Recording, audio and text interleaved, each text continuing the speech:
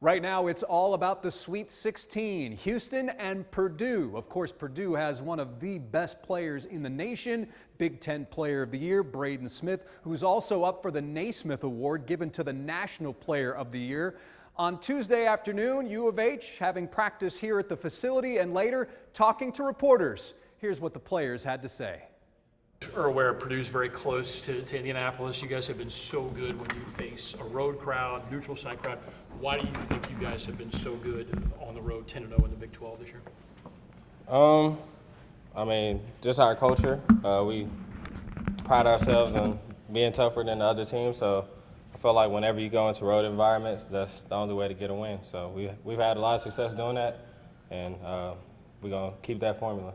You guys always tell us, toughest team wins. It's part of the culture here.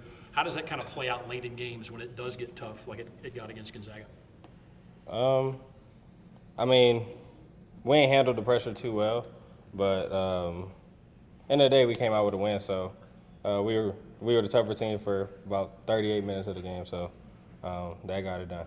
What do you take away from those last 2 minutes then, moving forward?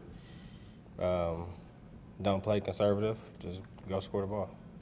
And then what have you seen from Purdue that impresses you on tape and through what they've scouted for you guys? I mean, they got a great team, obviously. Good guards, pretty good four-man. He's really good, leads them in scoring.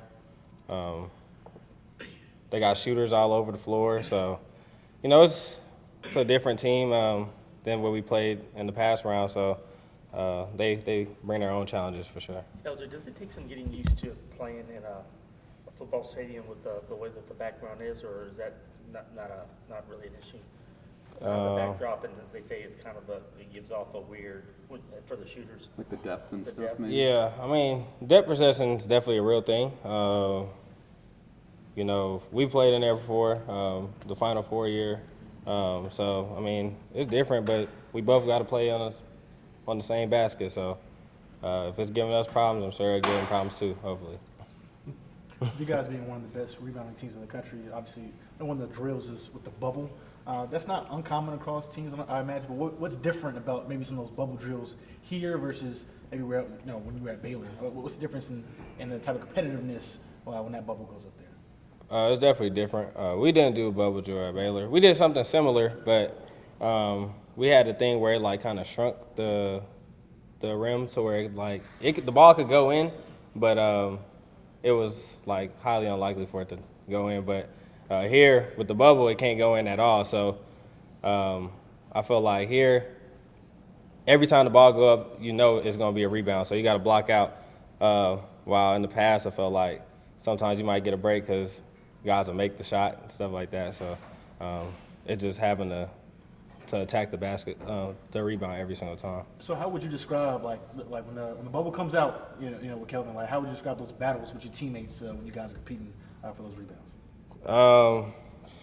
It's ridiculous, honestly. It's no fouls, so I mean it definitely builds toughness.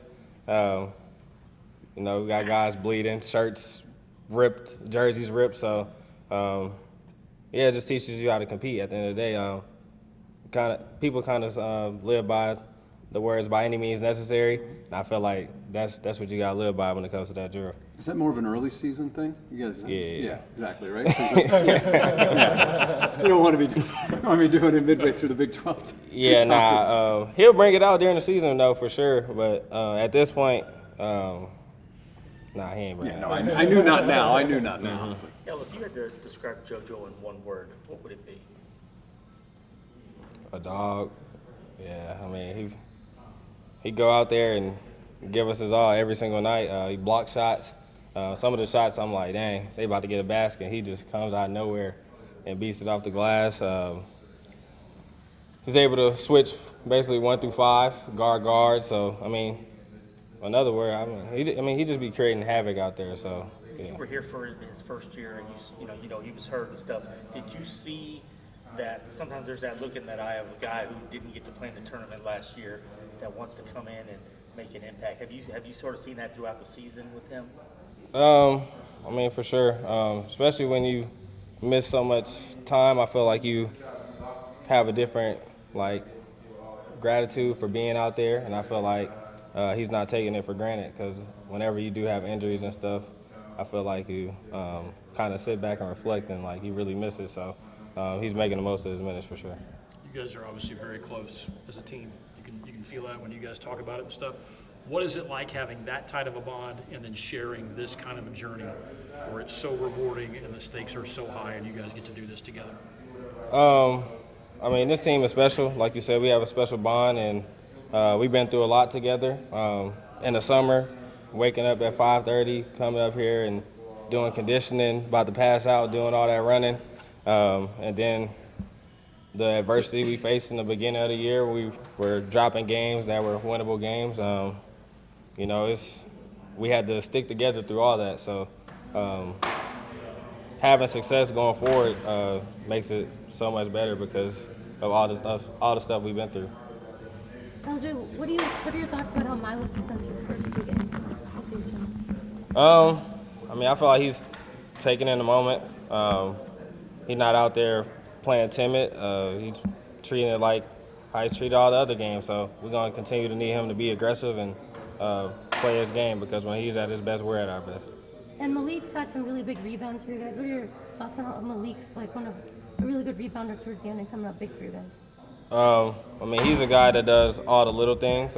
His points may not scream at you on the stat sheet, but he's gonna get key block shots, rebounds. He's gonna dive on the floor. So, you know, he's a very important piece to our team for sure. What do you guys have to do to handle the trap better? Attack the score.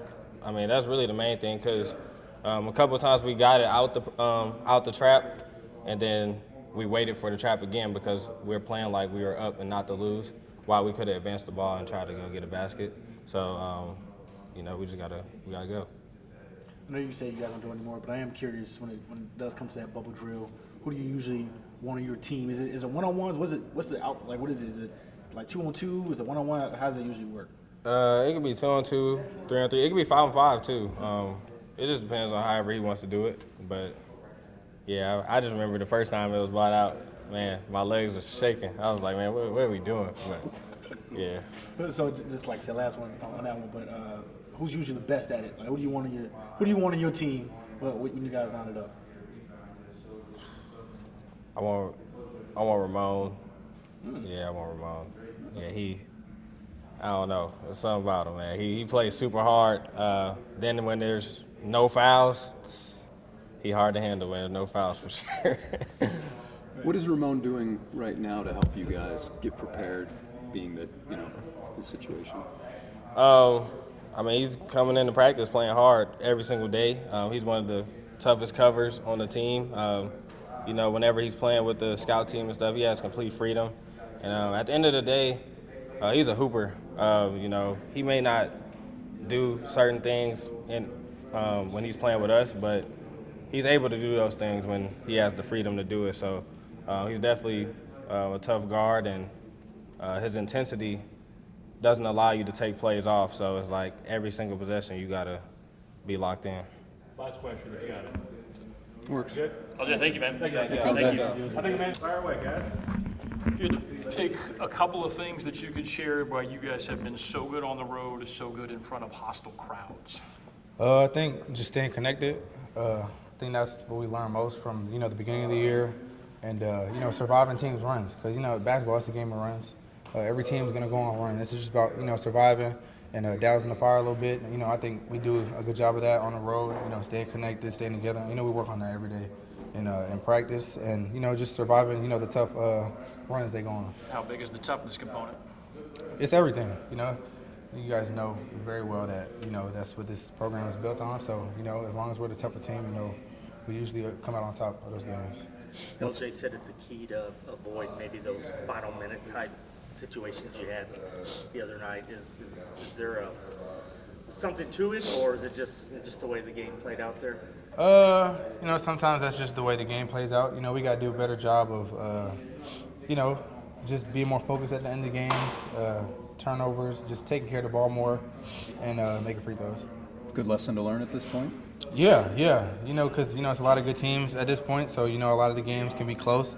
So we gotta learn to close out games the right way. You guys have been so good on the road this year. The fact that you're playing a team that's 70 miles from its home, does that sort of make it a road game, and is that sort of how y'all approach it? Yeah, but they're a good team. The game will be tough. Wherever we played. We can play them in Fertitta. It's still gonna be a hard game. It's Purdue at the end of the day. So we just got to come out with the right mindset. What does stand out when you look at the tape and you see Purdue? What kind of comes to mind? They got a lot of good players. Good guards, good bigs. They got the whole package. So we just got to watch more film, get more familiar with their game and how they play, and bring it to the game. Indy's the biggest of the arenas, the football stadium of the regionals. Does that affect things as a shooter? Do you want to spend more time there to get a sense of it, or? No. I mean, I feel like it's the same as any other new gym that you go into. You go in, you get shots up. That's how we practice there. Get as many shots up as I can before the game. Get as many shots up, right before the game in our shoot around. So, it's not too much of an emphasis. The 2 practices, you usually feel pretty good? Yeah. You don't need too much time. Me personally, I don't know about other shooters, but me personally, I don't need too long of time to get used to the gym. Just a couple practices, and I feel good. I know you guys don't play this late in the season, but what do you remember about coming to U of H as a freshman and breaking out the bubble for the first time, and the battles that you've kind of dealt with your teammates over the years? What about your first time? Let's start there. You really, because I came here early, so I got a good look at the bubble and how it works, but it's just tough. You gotta be physical. I feel like that's what makes a lot of us physical during the summer is how hard we practice, not just with the bubble, but in anything we do. Any drill is really cutthroat, and there's always consequences running. So it just makes the urgency a lot greater. What do you remember from the 5:30 summer workouts? They're just tough. It builds a lot of mental toughness, and that's what I think is the key to this program. Coach Sam does a great job at challenging us in our up here as well as physically. That makes us great. That's what helps us, like I said, on the road, staying together. What better way to work on that than waking up at 5:30 every morning, getting players tougher mentally and physically, so they can withstand moments like playing on the road. The videos were like you guys at the baseball. I think y'all even did the garage with the ramp. incline. Yeah. Wasn't there one time where it was like almost like a Navy SEAL type deal where y'all? Yeah. It's Bishop and Coach. They pull out a lot of stuff, but that's this program. It's hard. It's difficult. That's why it's not for everybody. But everybody on this team is built for it, and that's why we're able to be in a position to make great runs in the tournament every year. Is the worst part of it the night before, the anticipation, or waking up at 5:30, or the workout itself? I would say at this point in my being a junior, going into my senior year, it's not really the night before. I guess the very first night of the summer may be a little nervous, but it's really just the wake up and then getting yourself mentally prepared. But I've been here a while, I know how to do it. I'm a morning person, so it's not too crazy, but yeah, it's still tough. If you had to describe JoJo in one word, what would it be? Unique. Is that his on-court or just in general? In general, JoJo as a person, unique, for sure, in the best way possible. And on-court, how would you? Unique. He does everything. You guys see, he's everywhere. Scoring, defense, rebounds. Like JoJo really does everything. It's a lot of nights where he's our best player, and there's not a lot of players like JoJo. That's why I say he's unique. He does a lot of everything. Moving forward, how do you guys prevent a situation when the game is should be after being up 14? Watch a film and see what we did wrong and fix it. I forget about you. What stands out to you when you read the scouting report on Purdue and when you see them on tape? They're pretty good. They play hard. They got the player of the year. They 5-man, first team all conference. Monster shooters. They're pretty good, all around at the guard spot and the big spot. And the guards that they have coming off the bench, really good. Crash the boards really hard, and they play good together. think the big man, he's got some good footwork. It should be a nice little matchup between the two of you if that happens. Thoughts? We respect our opponents. He's pretty good. It's the reason he's the role he plays and the numbers he put up. So a lot of respect, for those guys. But we're just trying to go in and execute the game plan. Trying to limit them to one shot. Like I said, they're a good offensive rebounding team. So just trying to carry over from what we did this past weekend and just try not to make the same mistakes again. You spent a lot of time with JoJo, and for a guy that didn't get to play last year this time of year, have you seen just something in him throughout the year that this is a guy that wanted to, come in and do his thing and make an impact because he didn't get to play last year?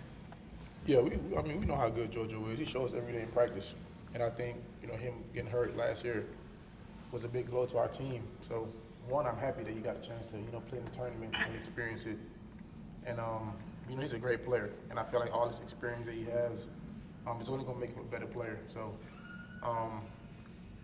JoJo's always active, whether it was blocks, rebounds, deflections, anything. He's down to the core for our team, too. So, we give JoJo a lot of confidence, and he gave us confidence to go out there and be great. I asked different players to describe him in one word. LJ said dog. Emmanuel said unique. How would you describe JoJo in one word? I would say hungry. He's never satisfied. He always feel like he can do better. He can always get better at whatever he does. So, especially with the work that me and him do with Coach Kellen, he always trying to find ways to ask questions and always trying to, get better. You've never seen anything less than a Sweet 16 in your career. Have you given yourself a chance to think about how kind of crazy that is? No, actually, I don't really think like that. But that's pretty impressive, though, if you ask me. If I had another year next year, I'd do it again. And now heading to what, in many ways, is almost like a home crowd for Purdue. I assume battle-tested. What you've gone through in Big 12 plays a big role in how you guys will approach this? Yeah, 100%. We went undefeated on the road in the Big 12. And especially when it's March Madness, we know these games, not going to be easy. So just try to not get caught up in the moment, and knowing they're going to probably have 20,000 fans there. That's everywhere we travel. So just trying to, just stay together. And like I said, just stick with the main plan, and just try not to let any adversity or anything get us out of our game. Did you guys learn anything from those last few minutes where they kind of worked their way back into the game that you can take from it? And, Gonzaga? Yeah. Just, when you had 11 points and they got it down to, I think, 1. Biggest thing I got out of that is when you have a good team on the ropes, you got to kill them because everybody's good. And I feel like these games are extremely long, especially with like media timeouts being like 3 minutes long. So that gives them time to, catch their breath, get water, get energy, and come back out. So I just feel like when you grow a lead in March Madness, you got to keep that lead because you never know what can happen because all these teams are good now, especially down to 16 teams. Anything can happen. So what I took from that game is any chance you get to put a team in where you got to. I know you guys don't do it anymore this late in the season, but when you look back on when Coach breaks out that bubble for the bubble drill, how would you say that builds toughness within this program? I think that's just our formula, which is rebounding. You need to put the ball on the rim. There's no way in hell you can make it. So it's just a habit to keep trying to go for the offensive glass. And, we're not going into games. We're not a first-shot team. We didn't know LJ was going to have 30, but he did. In some games, he not clicking. So we got to find different ways to get other second-chance points, other possessions. And I'm just trying to keep the ball alive. So that bubble definitely do help us, though. And I just feel like it's a habit now, offensive rebounding-wise. What do you remember about your freshman year when you came in the first time you lined it up with that bubble drill? What do you remember about that one? I just know, coming in from high school, I've always been a natural rebounder. But it's just, when I first got here, I was, 192 pounds, going up against guys at 240. So I had to find different ways to get rebounds, which is not try to bang, go body with them, but trying to find different angles to get rebounds. So I think with the bubble, it kind of helped me, find angles when I play against bigger defenders instead of trying to put my body on them and trying to, outpower them because they're stronger than me. So I kind of use my athleticism to try to navigate and find the ball. You guys have been real active on social media about trying to get fans out there to Indianapolis. Can you speak to that a little bit and just, what it would mean to see a lot of Cougar Red out there on Friday? The fans are great, especially when we played in Fertitta. I feel like our support system is awesome. So just going out there and seeing, Cougar Red, it just shows how much support and how much love and want, that they want us to win. So just seeing, even if it's a small portion, it's always a group of people that want to see us do great. So, if you can make it, you can. If you can't, we know you're supporting from the outside looking in. So everything is, appreciated. They're good? Thank you. Thank you, Juan. See you in Indy. Appreciate your time. Good job. Final Tuesday. Afternoon. Enjoy. Well, another round, another one of those top-tier point guards. What do you take away from this upcoming matchup and looking at the film of him? Braden, Braden's good. Shoot, he's Big Ten Player of the Year. He's in the category as a stat line with just him and Magic. So, he's a pretty good player. I'm excited for the matchup. And then also when you guys have been dissecting what happened at the end of the last game, what are your takeaways on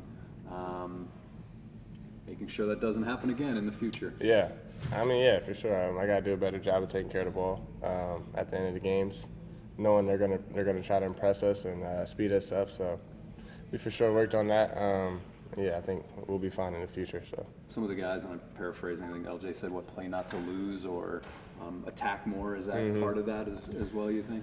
Yeah, I think we were a little too passive. We seen the clock. We were just trying to take good shots instead of just being aggressive. Just knowing time and score was important to us, and I think we were just being a little too passive with a lot of time on the clock still. When that does happen, being in that situation, can you feel it, like the momentum? Like, is it a sense that you can kind of feel it's like a snowball effect? You get that sense? Nah, for sure, yeah. Momentum in the tournament, you get momentum, it's hard to get it back. They went through that little 1-3-1 press. Yeah, that for sure made a difference. I feel like a little bit more time left. If it would have went in overtime, we'd have won in overtime, but I don't know, man. You could definitely feel the pressure and the momentum in the game shift a little bit.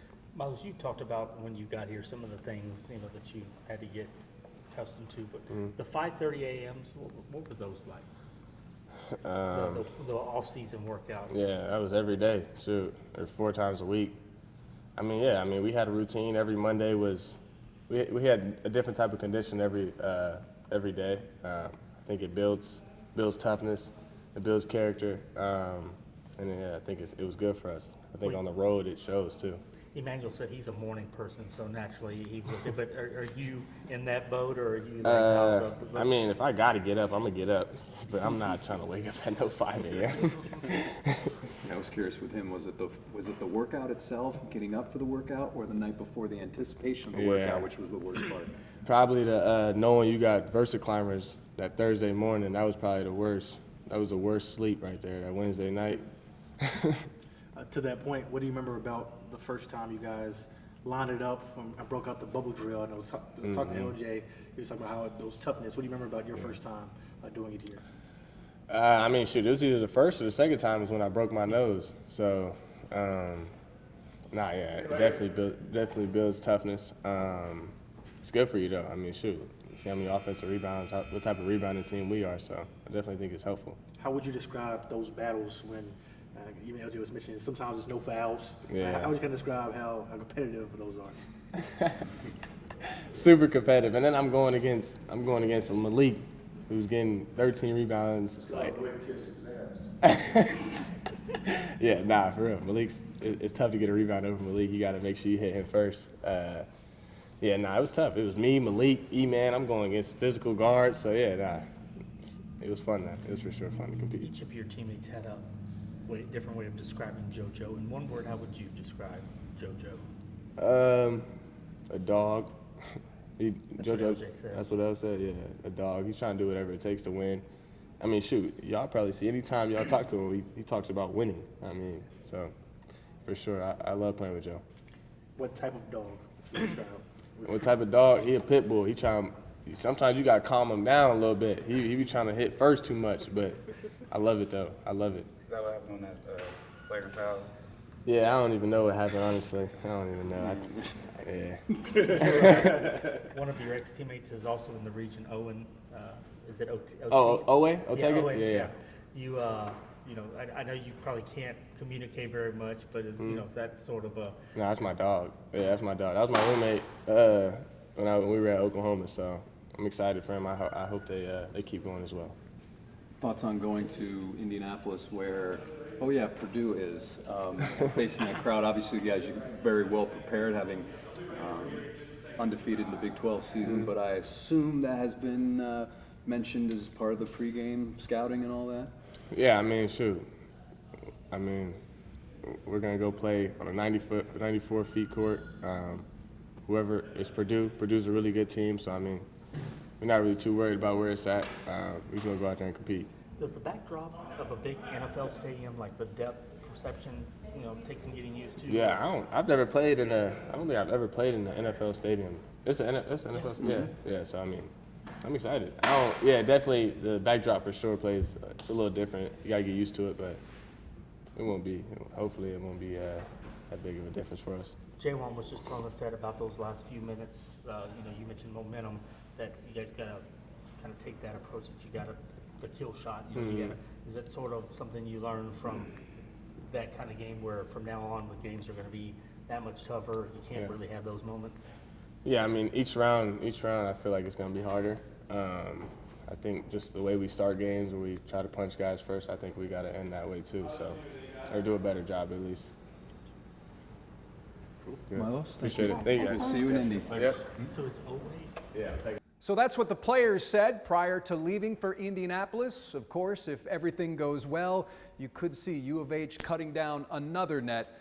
But again, first things first, there is this matchup with Purdue. The odds makers have the Cougs favored by 8, and we will be in Indianapolis for complete coverage beginning Wednesday. That's the story here in Houston. Thanks for watching KHOU 11+.